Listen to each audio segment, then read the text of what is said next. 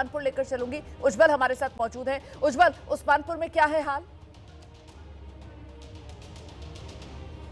बिल्कुल रोमाना जी, देखिए आपने ठीक कहा कि जब पानी आता है तो काफ़ी तबाही लाता है और जब वो जाता है उसके बाद कहीं ना कहीं इंतज़ार लोगों को रहता है वो अपने घर जो है वो वापस लौटें। और देखिए इस वक्त हमारी मौजूदगी दिल्ली के पुराने उस्मानपुर गांव में, और आप अभी भी यहाँ पर देख सकते हैं। मैं अपने सहयोगी से कहूँगा दिखाए कि देखिए जहाँ हम अभी मौजूद है यहाँ पर ही घुटने तक जो है वो पानी नज़र आ रहा है। और इसके अगर आप अभी आगे देखेंगे तो पूरा जो गाँव है वो पूरी तरीके से जलमग्न हो चुका है। और अगर आप पीछे देखेंगे तो पीछे जो है वो गांव वाले खड़े हैं। एक बारी मैं सहयोगी से कहूंगा कि अगर वो घुमा के दिखाने की कोशिश करे, उनकी आंखों में बेबसी है, उनकी आंखों में एक आस है कि आखिर जब ये पानी उतरेगा तो वो अपने घर लौटेंगे, अपने आशियाने लौटेंगे। और उसी इंतजार में यहाँ पर देखिए बिल्कुल कोने पर जहाँ पर पानी कम हुआ है थोड़ा, वहाँ पर लोग खड़े हुए दिखाई दे रहे हैं। लेकिन ये भी बिल्कुल नाम मात्र ही पानी जो है वो कम हुआ है और सब देख रहे हैं तो अपने आशियाने की तरफ, अपने घर की तरफ एक आस लिए कि आखिर हम कब अपने घर में वापस लौटेंगे,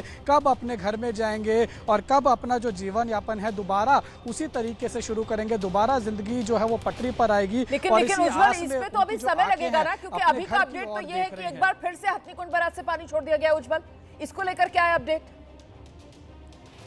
जी बिल्कुल ठीक कहा आपने। हथनीकुंड बैराज से देखिए लगातार जो है वो पानी छोड़ा जा रहा है और अभी भी जो लेटेस्ट डाटा आया उसके हिसाब से 1 लाख क्यूसिक ज़्यादा से ज़्यादा जो पानी है वो हथनीकुंड बैराज में छोड़ा गया है। और वही कारण है देखिए कि अभी भी जो पानी है वो अभी भी दिल्ली के जो निचले इलाके हैं जहाँ पर गाँव बसे हुए हैं यमुना किनारे, वो पूरी तरीके से जलमग्न हो रखे हैं। देखिए यहाँ पर रोमाना जी जहाँ हम खड़े हैं यहाँ पर किसी टाइम पे जो है वो लोग पैदल चला करते थे, गाड़ियाँ निकलती थी, लेकिन अब यहाँ पर जो है नाव पूरी चलती हुई हमें दिखाई दे रही है। एक नाव अभी अंदर भी गई है, कई लोग अभी हैं अंदर अब गांव में, उनको वो वापस धीरे धीरे जो है वो इवैक्यूएट कर रहे हैं। और इसके साथ ही देखिए हमने एसडीएम से भी बातचीत की थी, जो करावल नगर डिस्ट्रिक्ट के एसडीएम हैं उनसे बातचीत की तो उन्होंने ये बताया कि हथनीकुंड बैराज से लगातार पानी छोड़ा जा रहा है और अगर पानी छोड़ना बंद भी कर देते हैं तब भी कम से कम 10 से 15 दिन का समय जो है वो लगेगा पानी को नीचे उतरने में। यानी अभी लोगों की जो मुश्किलें हैं वो कम होती हुई रोमाना जी दिखाई नहीं दे रही हैं। और यही जो तस्वीर है लगातार एबीपी न्यूज जो है अपने दर्शकों को दिखा रहा है दिल्ली के अलग अलग कोनों से।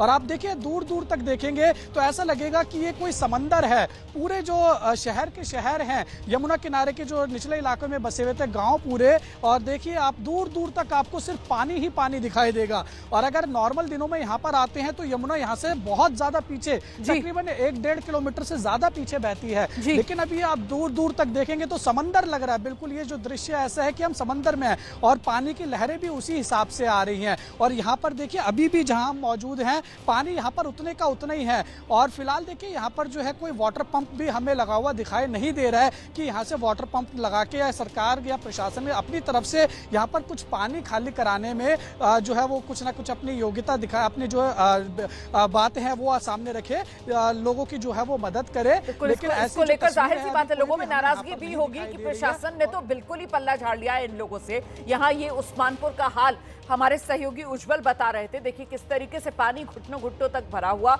और अभी बारिश नहीं हो रही है, लेकिन प्रशासन की तरफ से कोई कोशिश नहीं की जा रही है कि किसी तरीके से पानी निकाला जाए और लोगों को दोबारा उनके घर शिफ्ट करने की कोई कवायद की जाए। दिल्ली में आज जो बाढ़ प्रभावित लोग हैं उनसे दिल्ली के पूर्व मुख्यमंत्री आम आदमी पार्टी के संयोजक अरविंद केजरीवाल मुलाकात करेंगे। इस वक्त की बड़ी खबर आपको बता रहे हैं हम। दिल्ली में आज बाढ़ प्रभावित क्षेत्रों का दौरा करेंगे अरविंद केजरीवाल। कई इलाकों में बाढ़ प्रभावित लोगों से मुलाकात करेंगे अरविंद केजरीवाल। दिल्ली के पूर्व मुख्यमंत्री हैं अरविंद केजरीवाल और अब आज अरविंद केजरीवाल दिल्ली में जो बाढ़ प्रभावित इलाके हैं वहां जाएंगे और बाढ़ प्रभावित लोगों से मुलाकात करेंगे।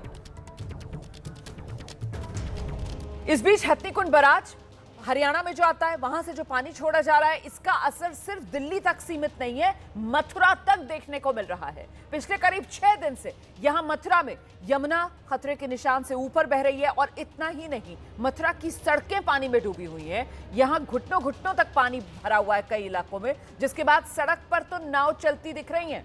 पानी से निकालने के लिए लोगों को नाव का सहारा कई रिहायशी इलाकों में लेना पड़ रहा है।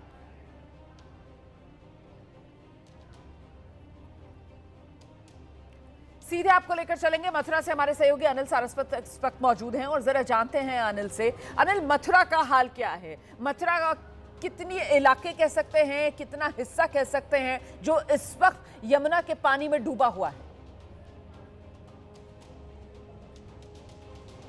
जी रोमाना जी, मैं आपको बता दूं, मैं इस समय मौजूद हूं वृंदावन स्थित परिक्रमा मार्ग में और आपको दिखाना चाहूंगा कि ये वो तस्वीरें हैं यहाँ की कि आम दिनों में यहाँ पर जो वाहन फर्राटा कभी भरते थे, यहाँ से गाड़ियां दौड़ती थी, आज इन सड़कों पर आप सामने देख सकते हैं कि किस तरह से यहाँ पर नाव चलती हुई नजर आ रही हैं। यमुना में इस समय यमुना का जो वाटर लेवल है वो 166.72 यहाँ पर नोट किया गया है, जिसके चलते यहाँ की जो कॉलोनियां हैं, यमुना किनारे आसपास की बसी कॉलोनियां हैं, वहां पर भी पानी आया है। यमुना किनारे बसे जो गांव हैं उनमें भी पानी आया हुआ है और वहां के लिंक रोडों पर इस तरह से पानी आया हुआ है कि वहां के लिंक रोडों को प्रशासन द्वारा बैरिकेड कर बंद करना पड़ा है। और कुछ तो यहाँ पर हमारे साथ फॉरनर हैं, वो यहाँ पर स्टीमर अपना लेकर आए हैं और घूम रहे हैं, हम उनसे भी बात करेंगे। जी, क्या नाम है आपका? रामाय पांडेय प्लस। दास जी, बताइए, ये जो स्टीमर लेके आप घूम रहे हैं, ये क्या आप आदमियों को बाहर निकाल रहे हैं या अपना यमुना के पानी का आनंद ले रहे हैं? बहुत आनंद है। यमुना महाराज की, श्री वृंदावन धाम की जय जय श्री राधे श्याम। ये फॉरेनर्स लोग हैं, ये बताते हैं कि पिछले 25 साल से हम लोग यहाँ पे रह रहे हैं वृंदावन में, और आप देख सकते हैं कि किस तरह से यहाँ पर यमुना का ये जो पूरा यमुना किनारे का परिक्रमा मार्ग है, यहाँ से बिहारी जी के लिए जाया जाता है, बाकी बिहारी जी के लिए जाते हैं। और इस समय हम मौजूद हैं, आप देख सकते हैं कि ये पर्यटन थाना है मथुरा का। भैया ऐसे हटाना जब पानी आ चुका है, हम आपको यहाँ के अंदर की तस्वीरें दिखाएंगे कि यमुना का पानी किस तरह से यहाँ पर मथुरा में अपना असर दिखाने लगा है। तो मतलब अनिल, अब आपने जैसे कि बताया कि बांके बिहारी जी के दर्शन के लिए जाने वाला यही रास्ता है जहां इस वक्त पानी लबालब है, तो जाहिर सी बात है जो श्रद्धालु है उन्हें तो बहुत दिक्कत आ रही होगी और श्रद्धालुओं की संख्या भी यहाँ पर घट गई होगी। जी जी, मैं आपको बता दूं कि यहाँ पे जो ज्यादा भक्ति भाव में दिखाई दे रहे हैं वो लोगों पे उन पानी का इसका कोई असर नहीं हो रहा है। और हमारे साथ कुछ श्रद्धालु हैं जो इस समय भी इस पानी में भी परिक्रमा कर रहे हैं, उनसे भी बात करेंगे। जी, क्या नाम है आपका? विजय भदौरिया।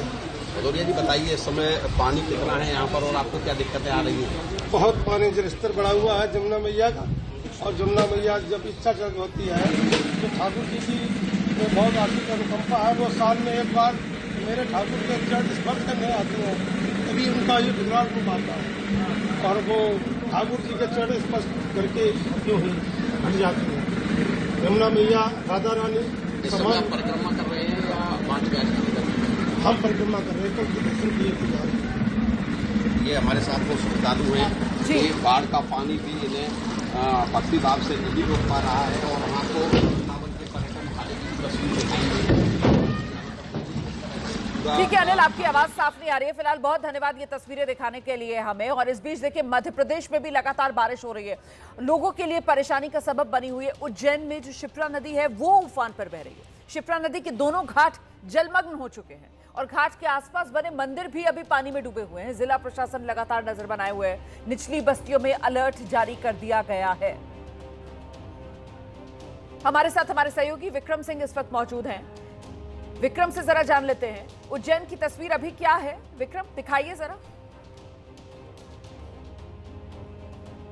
देखिए, भगवान महाकाल की नगरी उज्जैन में जो शिप्रा उत्तर वाहिनी है वो देखिए इस तरीके से जलमग्न है। यहाँ पर घाट बुरी तरीके से डूब चुके हैं और पूरे आसपास के जो मंदिर हैं वो भी डूब चुके हैं। श्राद्ध पक्ष शुरू होने वाला है और वैसे भी शिप्रा नदी में स्नान करने के लिए बड़ी संख्या में श्रद्धालु प्रतिदिन आते हैं, लेकिन फिलहाल पूरी तरीके से स्नान पर रोक लगा दी गई है और यहाँ पर जिला प्रशासन ने अलर्ट घोषित किया है और लगातार मॉनिटरिंग की जा रही है। उज्जैन में जो लगातार बारिश हो रही है, इंदौर में जो बारिश हो रही है, तो उसे देखते हुए जिला प्रशासन अलर्ट है और यहाँ पर लगातार शिप्रा नदी का जल बढ़ते जा रहा है। जो शिप्रा नदी के कई ब्रिज हैं, लगभग 8 से 10 ब्रिज हैं, वो डूब चुके हैं। केवल एकमात्र जो बड़ा पुल है वो केवल उस पर आवागमन चालू है। और देखिए, जो यहाँ पर लोग हैं वो भी यहाँ पर अपने बच्चों के साथ शिप्रा नदी जो उफान पर है उसे देखने के लिए यहाँ पर आ रहे हैं। और लगातार देखिए आप, जो शिप्रा नदी का रौद्र रूप है वो नजर आ रहा है। आसपास के कोई भी मंदिर यहाँ पर दिखाई नहीं दे रहे हैं। घाट पूरी तरीके से जलमग्न है। पूरी तरीके से स्नान ध्यान पर रोक लगा दी गई है और जो जिला प्रशासन है वो लगातार अलर्ट है।